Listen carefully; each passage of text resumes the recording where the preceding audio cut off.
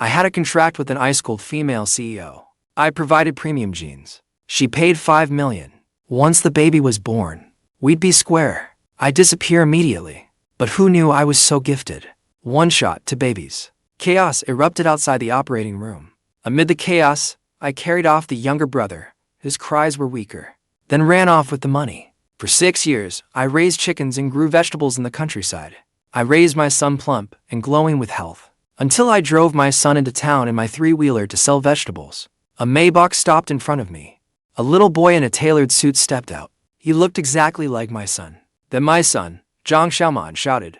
His cry was earth-shaking, loud and full of vigor. The elderly vendors nearby, and the shoppers, all turned at once, their eyes fixed on me. I was screwed, totally cooked. My mind went blank with the buzz. The cabbage I was about to sell an old lady nearly slipped from my hand. Cold sweat ran down my temples. I never dreamed my 6 years of peaceful country life would end today, in such a humiliatingly public way. Beside the Maybach across from me, the boy in his tiny suit, with a little bow tie, was the spitting image of a pint-sized, domineering CEO. He studied us with the same shock as my son, but with an extra measure of scrutiny and curiosity in his eyes. Then the car door behind him opened again. A long leg in black stockings stepped out first. Then came that face etched into my DNA. The face that haunted my nightmares. Qin Bing. 6 years later, she was still the same. Her face was cold as ice, and her gaze could freeze someone dead. The only difference was, on that eternally icy face of hers, a faint crack had appeared. Her gaze first fell on my son, Xiaoman's little face, speckled with mud, yet identical to mine. Then it slowly shifted to the boy in the little suit. 2 identical boys. One wore patched jeans, like a little mud monkey. The other wore a custom-made suit, like a prince. The air seemed to freeze. I felt my heartbeat had shot up to 180 beats per minute. Dad, say something. Do you have another family in the city? Have you betrayed me and Wang Dahua at the village entrance? You little brat. When have I ever had anything to do with Wang Dahua? That's the village chief's dog. I quickly clapped a hand over Xiaoman's mouth. I forced a smile that looked worse than crying. Kids say the darndest things. Qin Bing ignored me, her gaze, like twin sharp scalpels, raking over Xiaoman and me inch by inch. The 2 bodyguards in black behind her quietly moved in to surround us. This is bad. It was my only thought. I stomped on the three-wheeler's accelerator. My old companion, which had served me for 6 years, let out an unwilling roar. It lunged forward, carrying me and a load of vegetables. Get him. Qin Bing's icy voice rang out behind me. Damn it. I was once hailed as the racing god of Mount Akina. I twisted the throttle all the way down. The three-wheeler tore through the markets, narrow aisles like mad. I knocked over to fruit stands and crushed tomatoes all over the ground. The old vendor's furious shouting blended with the bodyguard's pursuit. Dad, you're so cool. It's just like a movie. Xiaoman yelled excitedly in my arms. Cool, my ass. We're running for our lives. But my three-wheeler was no match for them.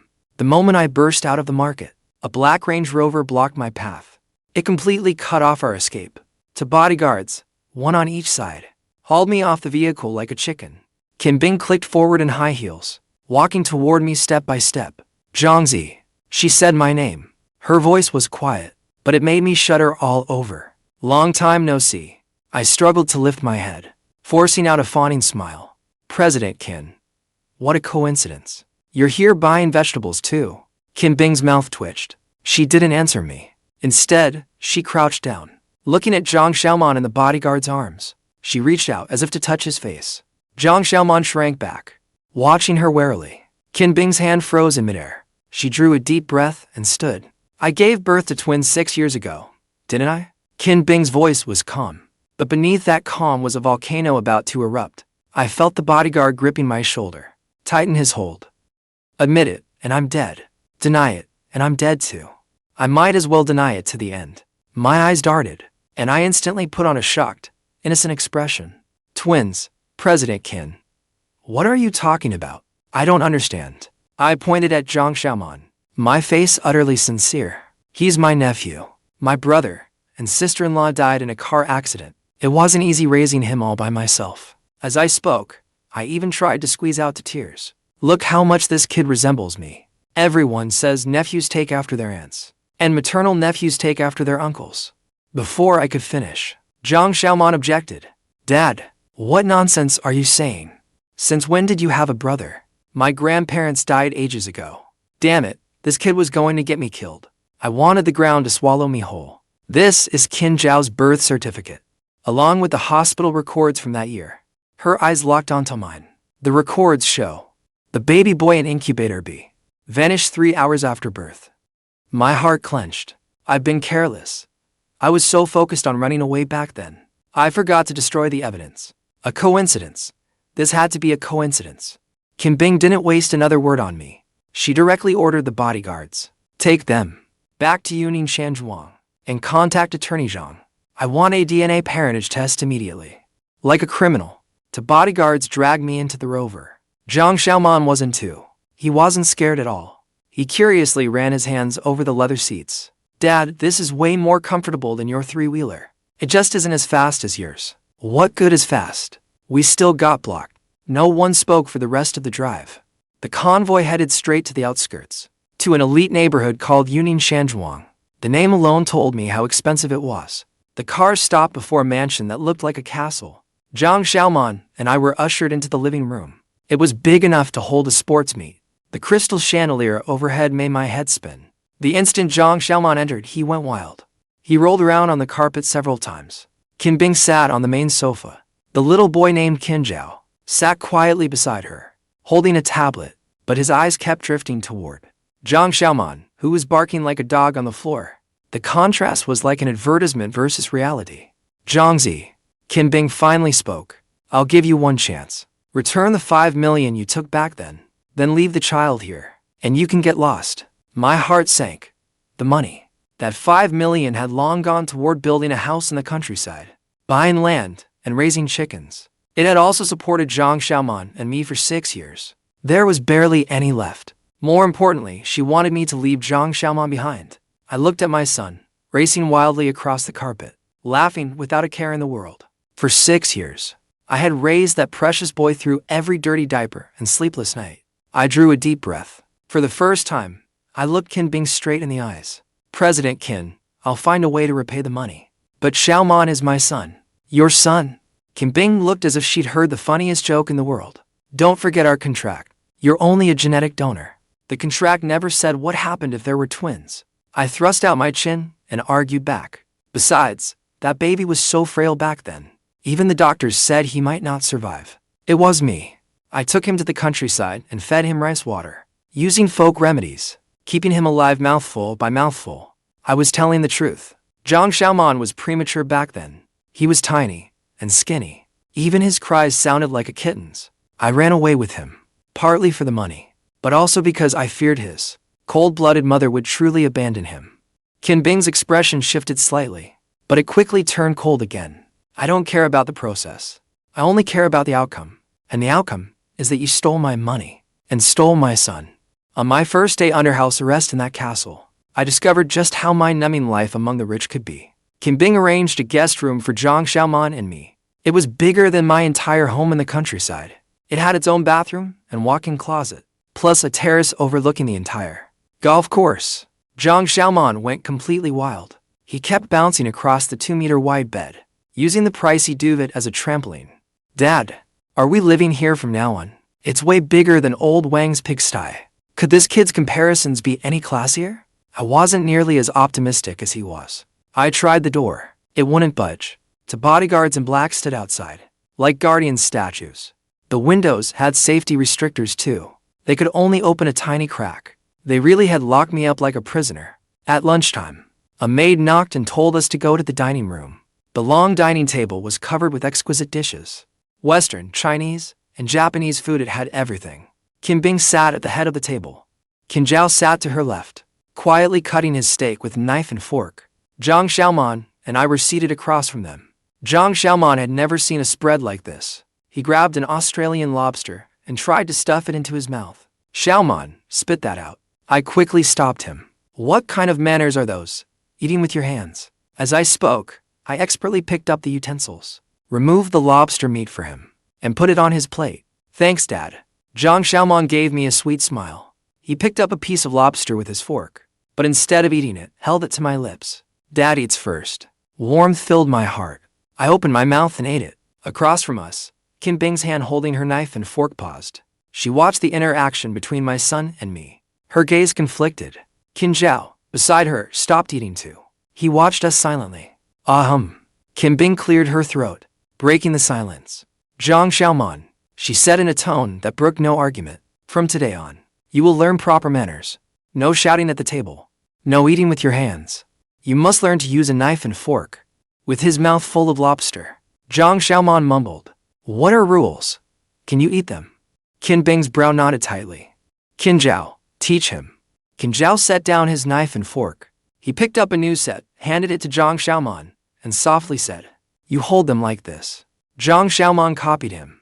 But then, clatter, the fork fell to the floor. He bent down to pick it up, only to smack his head against a table leg. Ouch! The whole dining room erupted into chaos. I watched the frazzled maid, and Qin Bing's increasingly dark expression, and secretly felt a little pleased. Serves you right for looking down on country folk. My son alone could tear your castle apart. After we finally finished the meal, Qin Bing called Qin Zhao over. She handed him a pile of expensive-looking toys. Zhao, take your little brother to the playroom. Then she looked coldly at Jiang Xiaoman. Those are all yours. Take whatever you like. It was an outright attempt to win him over with gifts. Alarm bells rang in my head. She wasn't going to corrupt my innocent son with money. Not a chance. The two identical little boys came face to face properly for the first time. Qin Zhao held the transformer toy, looking a little lost. Jiang Xiaoman circled around him, then reached out and felt all over his clothes. This fabric's pretty nice. Way softer than my dad's undershirt. Qin Zhao blushed as he was poked and prodded, then whispered, "It's silk. Come on, I'll take you somewhere fun." I hurried after them. Jiang Xiaoman grabbed Qin Zhao's hand and ran to a large tree in the villa's backyard. Watch closely. Jiang Xiaoman rolled up his sleeves, spat into his palms and rubbed them together, then scrambled up the tree in no time. He settled securely on a branch and waved at the stunned Qin Zhao below. "Come up, the view is great." Qin Zhao looked up, his face full of longing, but he was also afraid. I've never climbed a tree. What's there to fear? I'll teach you. Like a little teacher, Jiang Xiaoman said, "Grab here with your hands. Put your foot there." Yes, just like that. Encouraged by Jiang Xiaoman, Qin Zhao actually began clumsily climbing up. I leaned against the tree, watching the scene, my heart full of mixed emotions. Just then, Qin Bing's voice sounded behind me. "Jiangzi, what kind of future do you think your way of raising him can give him?" I turned and saw that she had appeared there at some point. A trace of mockery rested on her face. Raiding bird nests? Or hunting in the mountains? I smiled. I pointed at the little figure in the tree, struggling to climb higher. "President Qin, I can't give him a fortune worth billions, but I can give him a happy childhood. Look, isn't your son happy right now too?" Qin Bing followed my pointing finger. With Jiang Xiaoman's help, Qin Zhao had finally climbed onto a low branch. He clutched the trunk, a little frightened, but his face shone with an excitement he had never known before. The two children sat side by side on the branch. Jiang Xiaoman pointed into the distance, bragging so wildly that spit flew everywhere. He told him how he used to rule the village. Qin Bing's gaze flickered, and she fell silent. Then suddenly, crack, something went wrong. The branch Qin Zhao sat on seemed unable to bear the weight anymore. A crack split through it. He let out a terrified scream. His body tipped sideways. He was about to fall from the tree. "Zhao," Qin Bing cried out. Her face turned deathly pale. My heart leaped into my throat too. Damn it! Why is this tree so flimsy? In that split second, Jiang Xiaoman reacted instantly. Like a little monkey, he lunged forward and grabbed Qin Zhao around the waist. "Don't be scared. Hold on tight." Jiang Xiaoman used every ounce of strength he had to yank Qin Zhao back from the brink. But from the momentum, both children slid off the branch together. Luckily, they were not far from the ground. They landed on the thick lawn and rolled into a heap. Qin Bing and I rushed over at the same time. Zhao, are you okay?" Qin Bing scooped Qin Zhao up, checking him all over. Her eyes had turned red. "Xiaoman," I quickly helped my son up too. "Dad, my butt's been smashed to bits." But the first thing he did was look at Qin Zhao and ask worriedly, "Hey, little suit, are you okay?" Qin Zhao was still shaken. He shook his head, then looked at Jiang Xiaoman and softly said, "Thank you. It was the first time he had spoken to Jiang Xiaoman of his own accord. Once Qin Bing finished checking him, she found that Qin Zhao had only scraped his elbow. Only then did she breathe a sigh of relief. But she immediately turned her fury on me. Jiangzi, this is the happy childhood you were talking about, letting him drag my son into danger. If anything had happened to Zhao Zhao today, I'd make sure you spent the rest of your life in prison. Damn it, this woman was completely unreasonable. Before I could argue back, Jiang Xiaoman was the first to object. This isn't my dad's fault. I was the one who wanted to take him climbing. A real man doesn't make a fuss over one little fall. I fall down every day.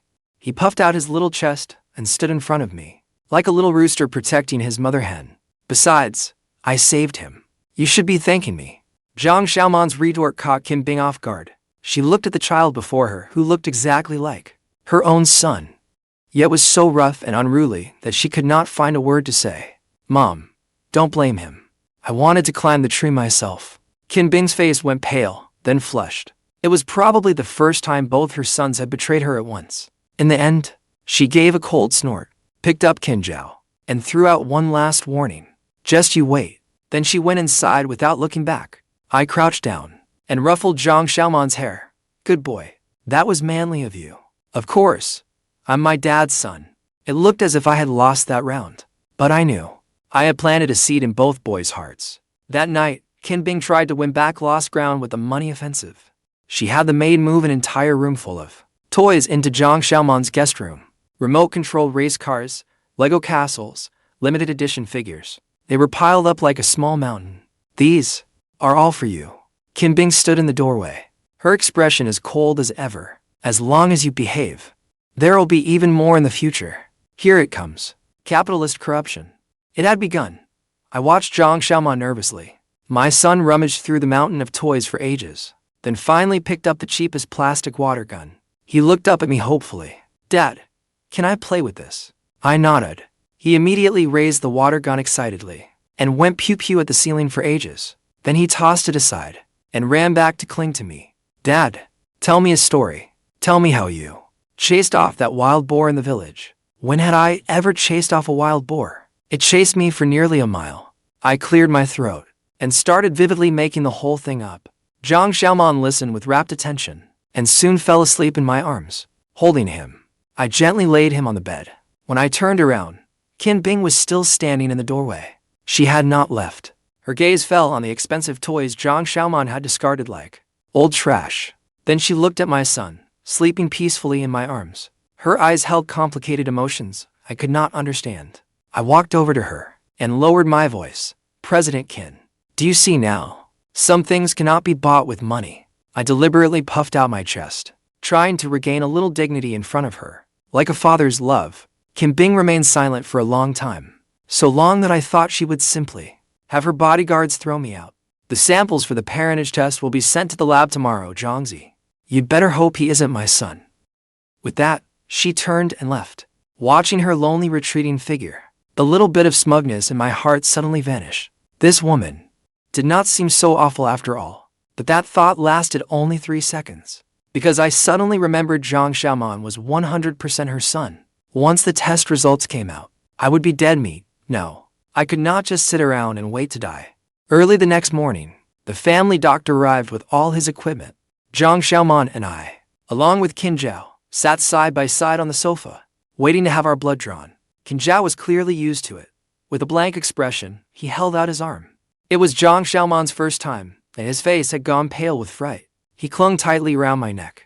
Dad, I don't want a shot. Shots can kill people. You little brat, you were happier than anyone when you got your vaccinations. Don't be scared, I comforted him. It is just like a mosquito bite. It does not hurt. Really? As I soothed him, my mind raced. I had to find a way to tamper with the samples. My eyes settled on the sample tubes on the table. The doctor first drew Qin Zhao's blood and labeled the tube with Qin Zhao's name.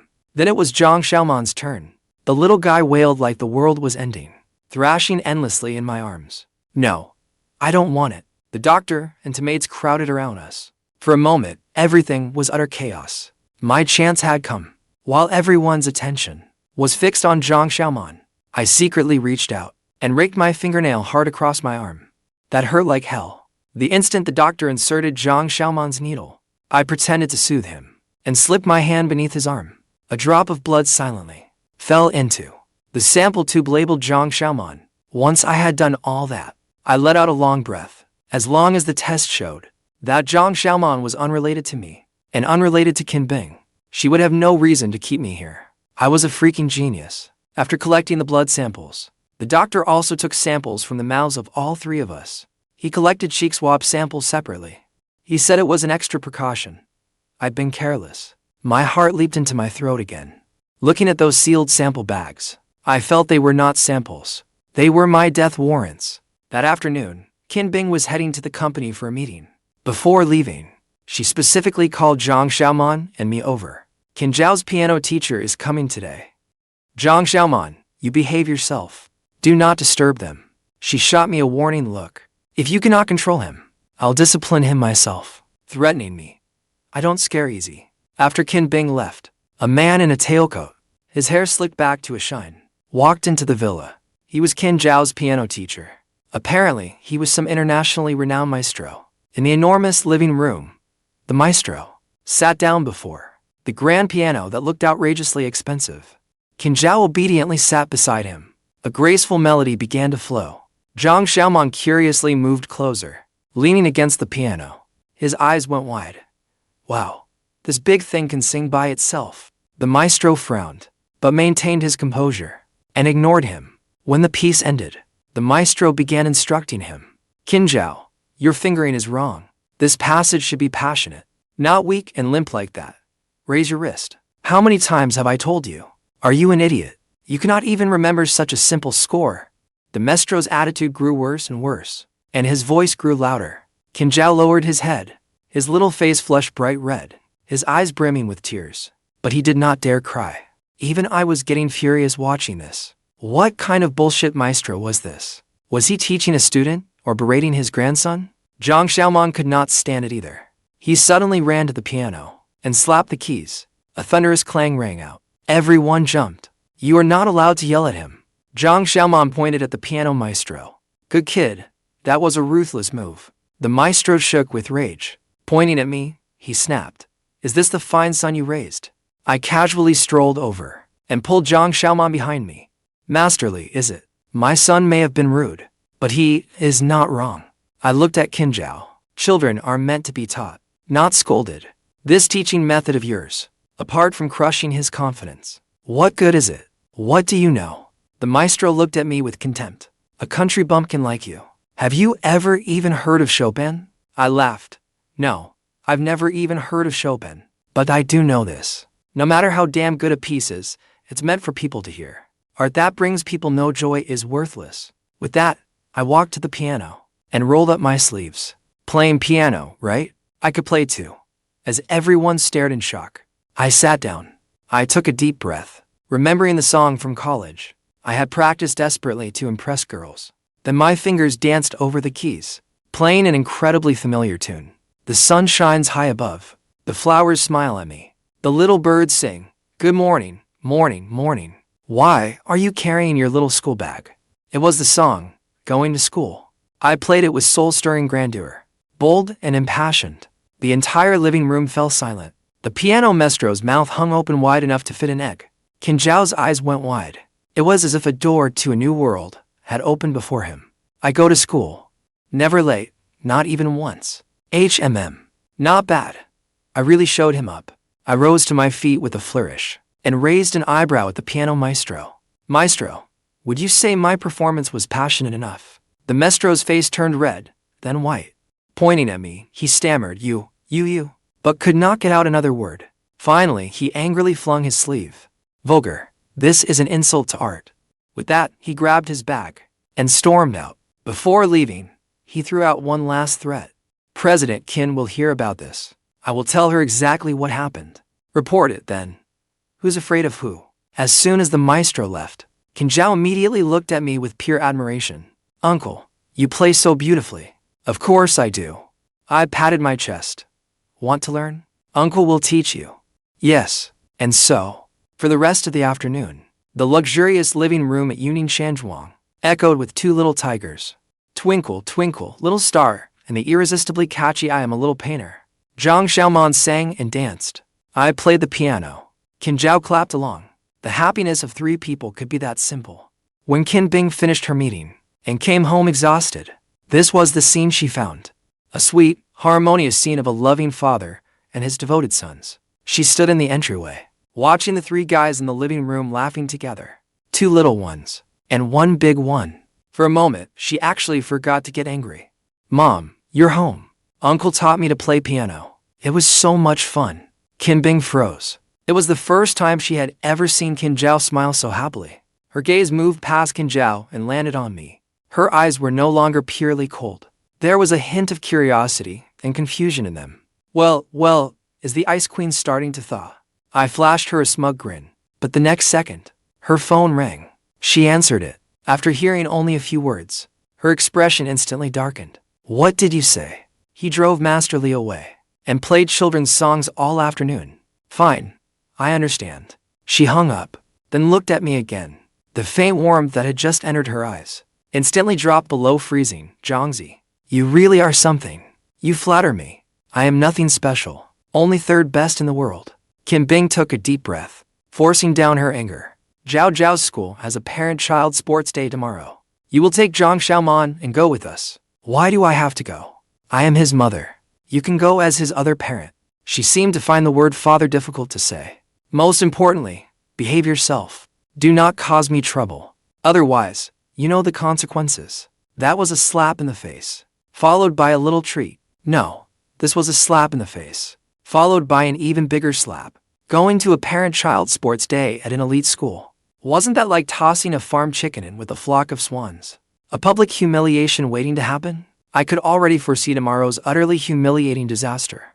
The next day, the 4 of us set out into cars, like a grand procession, and headed for that legendary royal kindergarten. Luxury cars filled the parking area outside. Every parent was dressed as if walking a red carpet. The moment Qin Bing appeared, she became the center of attention, and I followed behind her, like some pretty boy living off a rich woman. Jiang Xiaoman and Qin Zhao held hands, both curious about everything around them. The sports day soon began. The first event was the 3-legged race. Jiang Xiaoman and I were a team. Qin Bing and Qin Zhao were another. Go, Dad. We'll definitely come in first. I looked beside me, at Qin Bing's limited edition sneakers, then at the pair I had bought at the last minute. I suddenly felt a little unsure. The starting gun fired, and I immediately called out, 1, 2, 1, 2. As I charged forward with Jiang Xiaoman, father and son, we worked in perfect sync, leading the whole way. Just as we were about to reach the finish line, an accident happened. A heavyset dad in the next lane slipped, falling stiffly toward Qin Bing and Qin Zhao. He toppled straight at them. Watch out! My eyes widened in alarm. It was almost instinct. I untied the rope binding our feet and lunged toward them. With all my strength, I shoved Qin Bing and Qin Zhao aside. They staggered a few steps, then fell onto the grass beside the track. But they were unharmed. As for me, that nearly 220-pound dad landed squarely on top of me. Oof, my poor back. Teachers and staff hurried over, all scrambling together, to lift the heavyset dad off me. Sir, are you all right? I lay face down on the ground, like a dead dog, unable to recover for ages. Qin Bing no longer cared about keeping up appearances. She rushed over, crouched down, and checked on me. Jiangzi, how are you? In her voice, there was urgency she had not even noticed herself. I struggled to raise my head and forced a smile at her. I'm fine, still alive, though it feels like a tank ran me over. Jiang Xiaoman and Qin Zhao came running over in tears. Dad, uncle. The 2 children hugged me from either side, crying their hearts out. Warmth spread through my heart as I looked at them. Even my back did not seem to hurt as much anymore. Worth it. Saving the damsel was worth the pain. In the end, I was treated as an injured patient, carried into an ambulance, and taken straight to the hospital. After a series of examinations, thankfully, it was only severe bruising to the soft tissue in my lower back. No bones were injured. I lay in a private hospital suite, receiving the maid's attentive care. After handling matters at the school, Qin Bing rushed over too. She stood by my bed looking at me, her expression complicated. Thank you, she said softly. It was the first time she had thanked me so sincerely. I flashed a grin, trying to strike a cool pose, but the movement tugged at my back injury and grimaced in pain. President Qin, one thank you isn't enough, I said, half joking. This is a workplace injury, you know. Medical bills, lost wages, emotional damages. You decide what to pay me. Kim Bing rolled her eyes at me, but the corner of her mouth lifted almost imperceptibly. You will be well compensated. She paused, then added, I was wrong today. I should not have made you go. Well, look at you, learning how to apologize. It's fine. Call it a life experience. I waved it off magnanimously. The hospital room door opened. Jiang, Xiaoman, and Zhao poked their heads in and walked inside. They carried a fruit basket in their hands. It looked like Kim Bing had just bought it. Dad, does it still hurt? Jiang, Xiaoman set down the fruit basket and ran to my bedside. Zhao asked timidly, Uncle, I'm sorry. Zhao lowered his head and apologized softly too. This isn't your fault. I patted their little heads. Seeing that you're both okay, I can finally rest easy. Zhao looked up at me, his eyes sparkling. Uncle, you were so brave today. Of course, my dad's Superman. Seeing the two boys' worshipful gazes, whatever pain I felt had long since vanished. Kim Bing stood to one side, silently watching the three of us. Her gaze grew ever softer. Over the next few days, I spent my days opening my mouth to be fed and holding out my arms to be dressed, lazing around like a couch potato. Kim Bing came to visit me at the hospital every day. She did not say much, but she was no longer as prickly as before. The two boys became my personal little caretakers. Jiang Xiaoman was in charge of telling me jokes. Zhao was in charge of reading me stories. One day, I was listening to Zhao's sweet, soft voice, reading The Little Prince. The hospital room door suddenly flew open. A man I did not know, dressed in a sharp suit, walked in. Several reporters followed behind him, carrying cameras with lenses of every size. President Qin, the man shouted as he burst in. We heard you secretly had children and hid their father in the hospital. Is that true? Camera flashes began firing wildly. I was stunned. Kim Bing's expression changed. She immediately stepped in front of me and the children. Who are you people? Who let you in? Security. President Qin. Don't get worked up. The lead man wore a sly grin. We only want to verify something with you. This gentleman is the children's father, correct? And these two are your twin sons? His camera aimed at me, Jiang Xiaoman, and Zhao. Damn it. They were business rivals targeting Kim Bing. I immediately realized this was a trap. They wanted to use this scandal to strike at Kim Bing and her company. Kim Bing was shaking with rage, but to protect the children, she could only retreat step by step. The reporters pressed closer and closer. President Qin, please answer our questions. What is your relationship with this gentleman? When do you plan to reveal the children's identities? As they were about to reach my bedside, I made up my mind. I sprang up from the bed. Enduring the searing pain in my back, I grabbed the kettle from the bedside table and splashed its contents at the reporters. Screw you. Then I grabbed Kim Bing and the two children, pointed at the window, and shouted, Quick, jump down. I'll cover you. My outrageous stunt stunned everyone. The reporters howled after being splashed with hot water, instinctively backing away. Kim Bing stared at my actions in utter disbelief. Jump down. We're on the third floor. Third floor. So what? As I ripped down the bedsheets and twisted them into a rope, I spoke rapidly. Back in my village, I've jumped from the 5th floor before. That was a lie. The highest I had ever jumped from was the 2nd floor. I even sprained my ankle. I tied one end of the sheet to a radiator pipe, then threw the other end out the window. Hurry, I'll stay behind. I ushered Kim Bing and the children forward, telling them to slide down the sheet. Kim Bing hesitated for a moment, but seeing more and more reporters outside, she gritted her teeth and picked up Zhao. She was the first to climb down. Jiang Xiaoman followed right after her. The little guy was fearless, climbing faster than a monkey. Dad, I'll catch you down here. Watching Kim Bing climb out the window last, I breathed a sigh of relief. Then I turned to the reporters who had finally caught on and gave them a defiant grin. I grabbed the pillow and fruit basket by the bed, everything I could throw, and hurled it all at them. Come on, let me show you what country folk are made of. After causing enough chaos, I grabbed the sheet and leaped out the window. I did not land steadily, and my butt made to make contact with the ground again. My injured back and bruised but took a double hit. Kim Bing hurried over to help me up. Are you insane? She was angry and frantic. Her eyes rimmed red. Quit talking. Let's go. Limping on one leg, with Kim Bing supporting me, I fled the hospital with the two children in tow. When we returned to Cloud Peak Manor, we were all still shaken. Kim Bing immediately made a call. telling her company's public relations department to handle the fallout. As for me, I lay back down in bed. This time, I truly could not move at all. Jiang Xiaoman and Qin Zhao stood watch at my bedside, their faces full of worry. Dad, are you going to die? Why, thank you very much, you little brat. After finishing her work, Qin Bing came to my room. She dismissed everyone else, leaving just the two of us in the room. Jiangzi, why did you do that today? What do you mean, why? I played dumb. That was self-defense. You know that. That is not what I mean. Qin Bing walked over and sat beside my bed.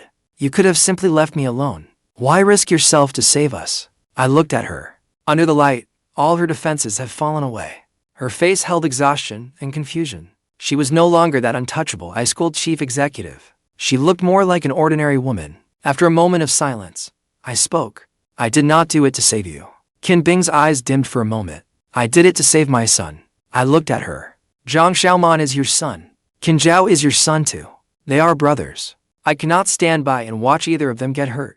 Besides, I paused, then grinned. You are my son's mother. I cannot just watch people bully you, can I? Qin Bing froze. She stared at me for a long time. Then she lowered her head, her shoulders trembling slightly. I saw a tear fall onto the back of the hand resting on her knee. Damn, she was crying. I panicked at once. Hey, do not cry. I just said it without thinking. I have a sharp tongue. It is not like you just found that out. I clumsily tried to comfort her. But the moment I moved, a stabbing pain shot through my back again. Do not move. She raised her head. Her face had already returned to calm, though her eyes were still a little red. She reached out and gently smoothed the stray hair from my forehead. Her fingers were cold, but when they touched my skin, it felt like an electric current shot through me. My heart skipped a beat. Jiangzi, the test results will be out tomorrow. My heart lurched. The thing I feared most was finally coming. If the results prove they are both my sons, what will you do? I opened my mouth, but found I could not say a word. What will I do? I do not know. Run. I already ran once. Give Xiaoman to her? I could not do that. We fell into a long silence, until Jiang Xiaoman and Qin Zhao began arguing outside the door. Qin Bing and I exchanged a look. In each other's eyes, we saw a helpless hint of a smile. Maybe things were not as bad as we imagined. The next day, I woke to someone shaking me hard. Dad, look. Jiang Xiaoman held up an envelope, waving it in front of my face. It is the test report. My heart instantly sank. Judgment Day had arrived. With trembling hands, I took the envelope. It felt as heavy as a ton. Qin Bing stood beside me, her expression grave. Both children watched me anxiously. I drew a deep breath and tore open the envelope. Inside were several pages densely packed with technical jargon. I flipped straight to the last page. The conclusion read, DNA sequence analysis found that between Jiangzi and Jiang Xiaoman, no biological parent-child relationship exists. What? I jerked my head up, unable to believe my eyes. I read it again. Black and white, clear as day. Jiang Xiaoman and I were not related by blood. How could that be? But Then I suddenly remembered. The day they drew blood, when I tried to tamper with the test. I cut my finger. But in my panic, I had mixed in my own blood. I suddenly looked at Qin Bing beside me. Could it have been her? Qin Bing met my gaze, her eyes perfectly calm. Just as you wished. Jiangzi, he is not your son.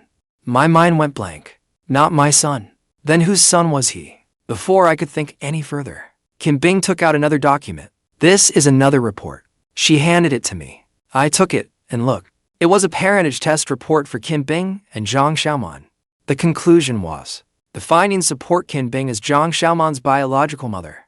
Just as I thought. So, what do you have to say now? Qin Bing looked at me, her gaze turning icy again. You deceived me for 6 years. You kept my son from me for 6 years. Jiangzi, you are really something. I opened my mouth, but could not utter a single word. I had deceived her. I looked at Jiang Xiaoman. He was staring at us in confusion, clearly unable to understand what we were saying. Mom, what do you mean? Is uncle not my little brother's dad? Qin Bing did not answer him. She walked over to me and took out a contract she had prepared beforehand, throwing it onto my bed. Jiangzi, for old time's sake, and because you saved us once, I will give you one last chance. This is 10 million. Take the money and disappear from our world forever. Never show your face in front of the children again. 10 million was twice what she offered 6 years ago. It was enough for me to live in any city and live lavishly. I looked at the contract, then at the bewildered Jiang Xiaoman beside my bed. Every moment of the past 6 years flashed through my mind like a film. The first time he called me dad, his first steps, when he was sick, I held him all night, afraid to close my eyes. When he got into trouble, I apologized to people for him. He secretly slipped the candy he saved into my pocket. I raised him from a helpless infant into a little rascal who could climb trees and raid bird nests. He was my whole world. And now someone wanted to buy my whole world for 10 million. I smiled and picked up the contract. Under Qin Bing's icy stare, I tore it to shreds, page by page. The scraps drifted to the floor like snowflakes. President Qin, money is a good thing. But in this world, there are things money cannot buy. 6 years ago, I took your money and took him away. That was wrong of me. I did not give him a good life these past 6 years. I just wasn't capable enough. But from beginning to end, I treated him as my own flesh and blood.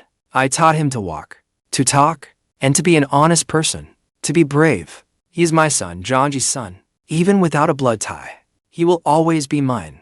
You want him? Fine. Over my dead body, my words exploded through the room like a bomb. Qin Bing's face instantly went deathly pale. She had probably never imagined that a money-hungry country bumpkin like me, at least in her eyes, would say something like that. Her lips trembled, but she could not form a complete sentence. Do not die. I do not want you to die. I do not want a mom. I only want dad. Please do not leave me. He sobbed so hard he could barely breathe, then rushed over and clung to my leg. I crouched down and pulled him tightly into my arms. My eyes burned red too. Silly boy. How could dad ever leave you? Zhao walked over too. He looked at us, then at his mother. His little face was full of conflict and distress. After hesitating, he reached out and gently tugged at my sleeve. This woman. I pointed at Qin Bing, too furious to speak. What exactly is she trying to do? First, she forged a report saying Xiaoman and I were unrelated, then tried to force me away with money. And now, at last, Qin Bing spoke. I only wanted to test you. I wanted to know, in your heart, which mattered more to you, money or the child? 6 years ago, you could abandon everything for money. I was afraid you would do it again. I froze. So everything just now had been her test. So, did you get your answer? I asked irritably. Qin Bing did not answer, but her reddened eyes said it all. Enough. Old Master Qin finally spoke. Let the past stay in the past. What matters now is what we do about the children. He looked at me, then at Qin Bing. You are both the children's biological parents. Neither of you can deny the other's rights. My suggestion is that you get married. What? Qin Bing and I screamed in unison. Marriage? Qin Bing and me. You have got to be kidding. This old man was even more wildly imaginative than I was. Dad, what nonsense are you talking about? He and I could never work. I will not do it either. I immediately agreed. I have always valued my freedom. I do not want to spend the rest of my life facing an iceberg. Who are you calling an iceberg? Takes one to know one. The two of us started bickering like sworn enemies again. Both of you, shut up. Do you think I want this? If it were not for my two precious grandsons, I would not bother with either of you. He pointed at Jiang Xiaoman and Zhao. Ask them. Do they want a complete family? Do they want both their mom and dad together? The two boys looked at each other, then nodded together. Jiang Xiaoman even shouted, I want uncle. Oh, no. I want dad and mom to be together. Zhao softly said, me too. Well, the two little traitors had sold us out. Qin Bing and I both fell silent. Then it is settled. Old Master Qin gave us no chance to object, to give the children a proper legal status, and silence the media outside. You must get married. Of course, it will only be a contract marriage. You can keep sleeping in separate rooms, and stay out of each other's business. Once the children are grown, you can divorce if you want. I will not stop you. Qin Bing and I exchanged a look. We both saw a flicker of hesitation in the other's eyes. This seemed to be the only, and the best, solution for now. I will give you 1 day to think it over. Having said that, Old Master Qin strode away proudly with the butler. Once again, only the four of us remained in the room. The atmosphere was so awkward. We could have dug a 3-bedroom apartment into the floor with our toes. In the end, I broke the silence first. A bing. I cleared my throat. What do you think? Kim Bing rolled her eyes at me, clearly still angry about being called an iceberg. For the children, I have no objection, she said coldly. I nodded. Neither do I. And just like that, Kim Bing and I hastily decided to marry. 3 days later, we registered our marriage at City Hall. Looking at the bright red marriage certificate in my hand, I felt as if I were dreaming. 6 years ago, I sold myself for money. 6 years later, I sold myself to keep my son. Life really was full of twists. To celebrate our new family's beginning, I decided to cook a special meal myself. I politely declined the chef's help and took over the villa's kitchen alone. Dad, what delicious food are you making? Xiaoman asked, practically drooling. I am making you my signature dish, country-style skillet chicken. I brought out the big rooster I had raised in the countryside for half a year and began preparing it. Clearly, Qin Zhao and Kim Bing, mother and son, had never seen anything like it. They both kept their distance. Half an hour later, a mouth-watering aroma drifted out of the kitchen. I brought a huge, steaming pot of skillet chicken to the table along with the corn cakes baked around its rim. Come on, try your dad's cooking. Xiaoman dug in first. He grabbed the corn cake and dipped it in the sauce, getting grease all over his mouth. Delicious. It is so good. I placed a piece of chicken leg in Qin Zhao's bowl. Zhao, you should try some too. Qin Zhao cautiously took a bite. His eyes instantly lit up. Delicious. I looked proudly at Qin Bing. President Qin, care to give it a try? Qin Bing hesitated, but she picked up her chopsticks and took a small piece of chicken. She elegantly placed it in her mouth. Then she froze. How is it? She did not say a word, just took another piece, then another, and another. In the end, she ate nearly half the pot of chicken herself. She said she did not want any, but her appetite told a different story. After dinner, the four of us still felt a little awkward as a family. We sat in the living room watching television. Xiaoman and Qin Zhao squeezed in beside me, chattering away. Kim Bing sat on an armchair nearby, holding a business magazine, but her gaze kept drifting our way. A comedy was playing on television. The three of us laughed until we could barely sit straight. As we kept laughing, at that moment, the corners of Qin Bing's lips lifted despite herself. Moonlight spilled in through the window, falling across her face. I suddenly felt that this iceberg was not quite so cold after all. Life after our contract marriage was full of chaos and unexpected surprises.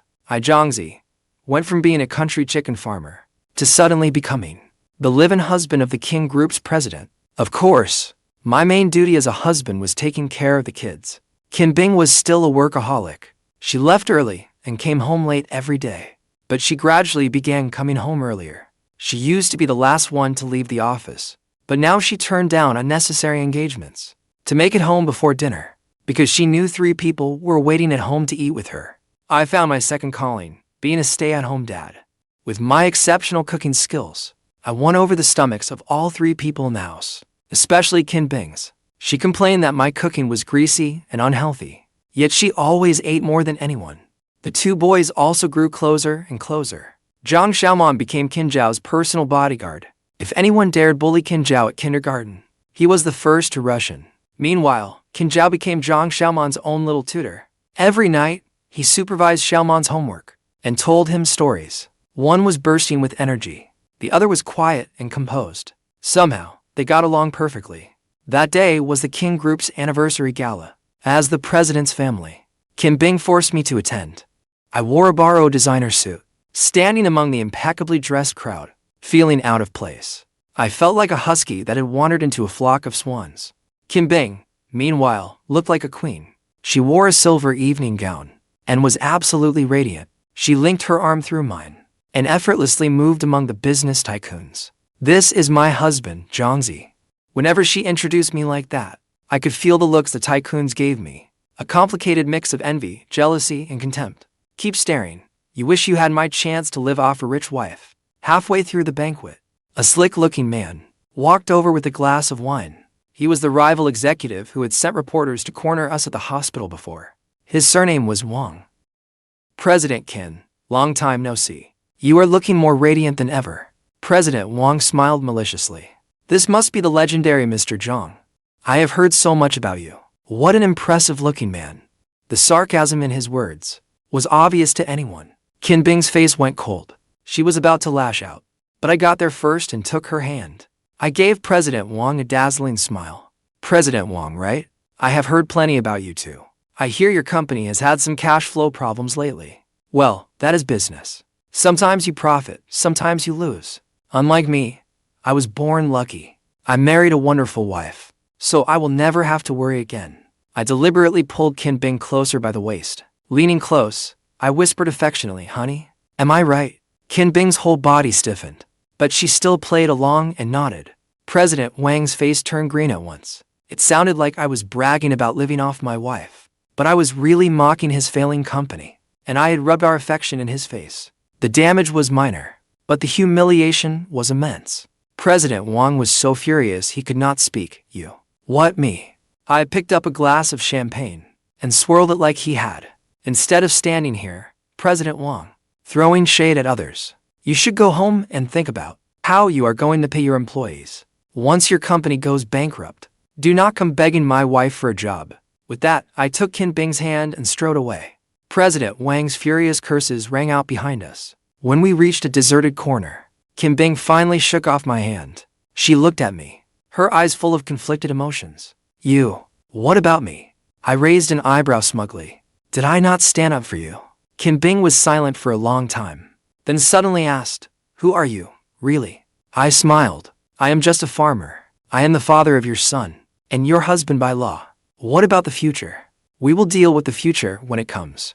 I looked at the dazzling lights in the ballroom, then at the two little figures in the distant sneaking cake. "At least for now, I think things are good." Qin Bing followed my gaze. She smiled too, like ice and snow beginning to melt, like spring flowers blooming in the warmth. Perhaps that is life, full of unexpected turns and surprises. Who could have imagined that one ridiculous deal 6 years ago would give us this noisy, yet such an incredibly warm home? I looked at the woman beside me, and our 2 sons nearby. For the first time, my heart felt truly at peace. Well, living off my wife for the rest of my life does not seem like such a bad deal.